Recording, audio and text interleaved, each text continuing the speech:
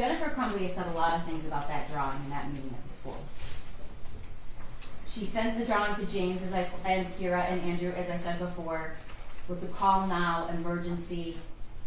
She told Kira he couldn't be left alone. She tells Andy she needs to get him counseling, and she tells Amanda that the drawing was really scary. She agrees. After, this is what she says in the substation. Nobody didn't seem worried about it, and he said that my son's more than welcome to stay at the school, or he could go home. And I really wish we had taken him home. In the in-car, she said, I didn't even look at that closely.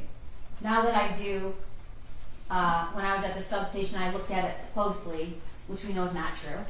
I looked at them closely, and they're a little disturbing. Well, they're very disturbing, because look what he just fucking did. And then to Milosh, she says, the school was very nonchalant, but the paper they showed me had all of the things scratched out. That's just not true. It's just not true. And you don't have to believe me, because we have evidence it's not true, and you heard it.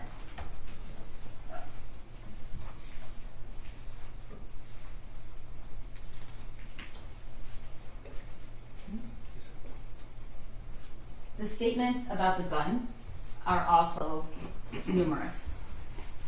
She said, we've heard her testify the gun was in her car. We know that she's acknowledged that she drove to the gun range. There was no lock on the gun when she drove there. She returned with the gun. There was no lock on it, but she said James locked the gun when he got home. She didn't see him do it. She testifies at trial. James is responsible for the gun. In the substation, though, when asked where the gun was hidden, in the in-car interview, James flew home and he's like, I had the gun hidden and I told him where I hid the bullets. He asked whether she kept the gun in her car. She shakes her head no. And she tells Milosh, after, the next day, we had the string lock on it it came with in the case. Everything was secured, not loaded, bullets stored separately. Oh my God, oh my God, oh my God. That is not what she says in the substation. Jennifer Crumbley begins distancing herself from her own responsibility about the gun. You heard her testify that they wanted to get the gun. It was my son and my husband. My son did a lot of research on the gun. I guess when I was shopping. She doesn't say she didn't know. She doesn't say that she didn't approve. She says it really interfered with going to get Christmas trees. That was what she was upset about. And she said it's James's responsibility. However, as I've shown over and over, at the substation and in the car, it's we. It's we take him to the range. It's our hobby. We go to the gun range. That's what we do. We just got him this gun. Sitting here today, it's all James' fault. It's not hers. And then, of course, the statement that we don't really have to question whose weapon it was. Jennifer Crumbley posts, Ethan and James Crumbley both got handguns this week, testing them out at the range. That's in June. The evidence really shows that the shooter owned 2 guns. But for sure, she acknowledges Mom and Sunday testing out his new Christmas present.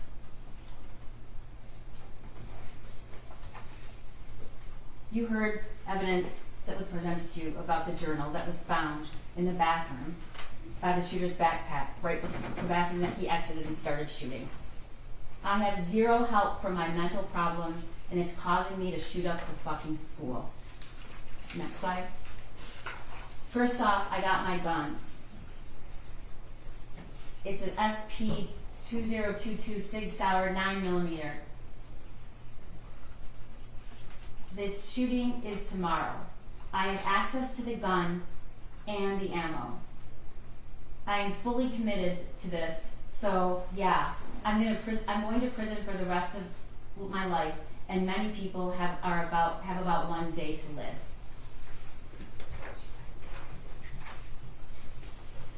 One of the things I want you to ask yourself when you go back in that room is why, after hearing that there's an active shooter situation and knowing that your son is involved, you are taking the time to delete text messages.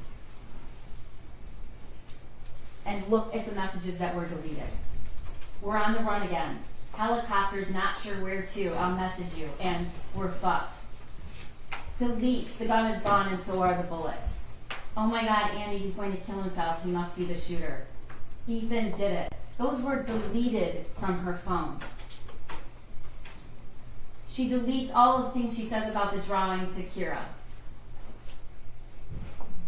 including making sure that she still was going to get her lesson that night. This is the timeline from when in March, which you've heard a lot of testimonies starting in about March, was where we first have evidence that he was struggling, he was hallucinating, he was seeing things, and he wanted her to text back and she didn't. We know that he had some incident, and he said that the mental breakdown in April. You saw text messages between James and Jennifer saying, did he say anything about last night? He woke up in our bed, he didn't know where he was. We don't know what that was about, but we certainly know that that is not evidence of somebody who is completely fine and stable. In fact, lots of messages from Jennifer Crumbley saying, I'm worried he's going to do something stupid. In April, she texts her friend that she thinks he's depressed. The Caltech and the Derringer was purchased in June. They go to the shooting range in June. They go to the shooting range in August. They go to the shooting range in September. And then in November, they buy the Sig Sauer. And we see the shooting range that Jennifer Crumbley went to with her son, testing out his new Christmas present.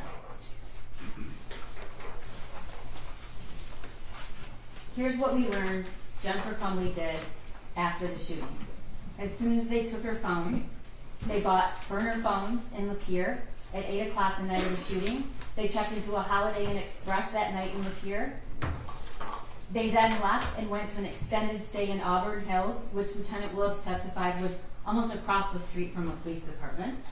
Upon learning that charges were possibly coming, and the same day charges were announced, they leave that hotel and drive to Detroit.